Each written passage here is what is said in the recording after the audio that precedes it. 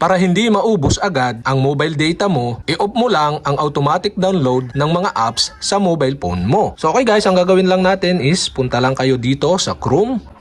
Dito sa Chrome, tap nyo yung 3 dot dito sa kanang taas na bahagi at punta kayo ng settings. Dito sa settings, scroll down nyo at hanapin nyo yung site settings. Tap nyo yung site settings at dito sa site settings, scroll down nyo ulit at hanapin nyo naman yung automatic download. Tap nyo lang yan at set nyo ng don't allow site to automatically download multiple files. So tap nyo yan. Then, naset na natin dito sa Chrome. Another one is set nyo din sa Play Store or punta kayo ng Play Store at tap nyo yung profile picture nyo dito sa kanang taas na bahagi. Tapos dito sa baba, hanapin nyo yung settings. Punta kayo ng settings at dito sa settings, punta kayo ng network preferences. Dito sa network preferences, makita nyo yung auto-update apps. Tap nyo yan at dito, select nyo yung don't auto-update apps. Yan guys, yan ang dalawang paraan para hindi maubos agad ang mobile data mo.